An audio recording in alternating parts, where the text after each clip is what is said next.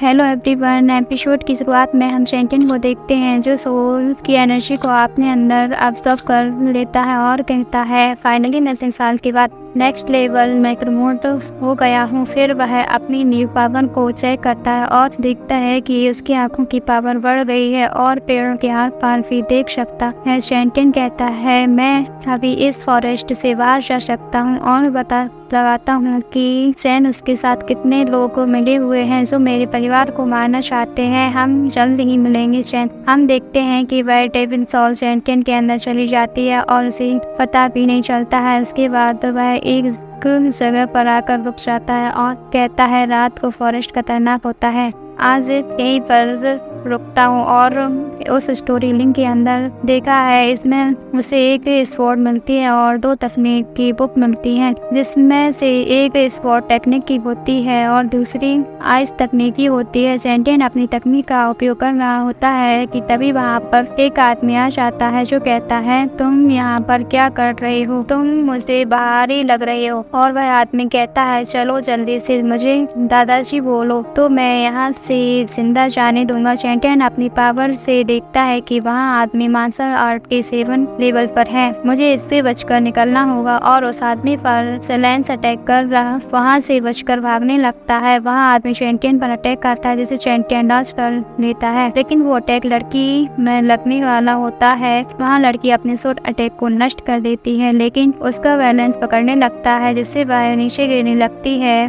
उस लड़की को चैंटियन संभाल लेता है और कहता है वरिष्ठ क्या आप ठीक हो। और उस लड़की का नाम लियोयान होता है। लियोयान कहती है ध्यान से और वह दोनों वहां से हट जाते हैं, लेकिन उस पर अटैक कर देता है और कहता है मैं तो अभी तक तुम्हारे साथ खेल रहा हूँ। लियोयान कहती है सांग चैंटियन के अटैक से घायल हो गया है। देखकर सांग को बहुत ज्यादा गुस्सा आ जाता है और अपनी फुल पावर से उस पर अटैक कर देता है और सोचने लगता है कि चैंटियन अब खत्म हो गया है, लेकिन चैंटियन उस अटैक से बच जाता क्योंकि उसकी सेकंड टेक्निक पावर बढ़ गई होती है और उसकी पावर से जांग भी पीछे चला जाता है। फिर जांग पर अपनी तलवार से तेजी से अटैक करने लगता है और उसके बाद वहाँ से चला जाता है और कहता है सीनियर हम बाद में मिलेंगे। लियो कहती है चैंटियन एक दिलचस्प आदमी है। हम चैंटियन को देखते हैं जो क्या फॉरेस्ट के और भी अंदर जा रहे होते हैं और वह कहता है आगे सन एंड मून हॉल है जहाँ पर मैं बीस्ट को हंट करके बीस्ट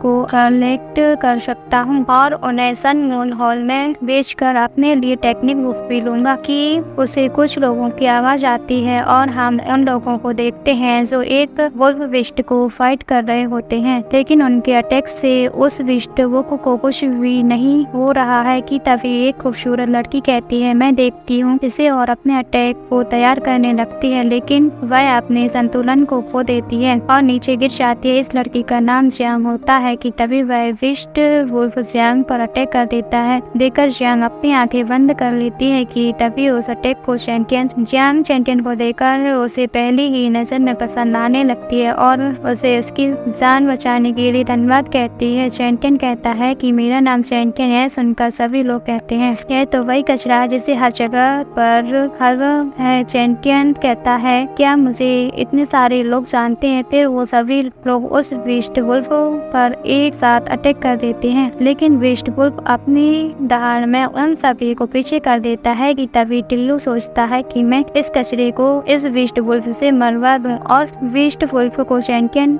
की ओर ले जाने लगता है। जैसे ही वह उसके आगे जाता है तो साइड में हो जाता है और वह बीस्ट वुल्फ चैंटियन की ओर चला जाता है, जिस पर चैंटियन अपने एक ही अटैक से उसे मार देता है। जी बीस्ट 4 को चैंटियन को देता है। टिल्लू कहता है तुम यह क्या कर रहे हो, बीस्ट 4 मेरा है, तुम उसे क्यों दे रहे हो। उस बीस्ट वुल्फ को मैंने मारा था। जिस पर जी कहता है अपने उस बीस्ट को नहीं मारा है और आप कोर मांगने की हिम्मत कैसे कर सकते हो। जिस पर टिल्लू इतराते हुए कहता है क्या आप विद्रोह करना चाहते हैं, आप मेरे भाई को जानते हैं, उससे क्या कांड सभी को मरवा दूंगा। और चैंटियन की ओर अपनी तलवार कर देता है, जिस पर चैंटियन कहता है अच्छा ऐसी बात है और अपनी एक ही अटैक से टिल्लू को वहीं पर मार डालता है। यह देखकर वह सभी लोग चुप हो जाते हैं। चैंटियन कहता है आप लोग चिंता न करो, इस मौत की जिम्मेदारी मैं लूंगा। चैंटियन पतलू के पास एक रैंक उच्च ग्रेट तलवार टेक्निक को टिल्लू के पास ले जाता है, उसे भी उठा लेता है। ज्ञान चैंपियन से कहती है क्या आप वेस्ट को हंट करने में आप हमारी मदद करोगे। चैंपियन भी उसकी मदद करने के लिए तैयार हो जाता है क्योंकि उसे भी विश 4 को हासिल करना था। इसके बाद हमें चैन फैमिली को दिखाया जाता है जहाँ पर चैंपियन के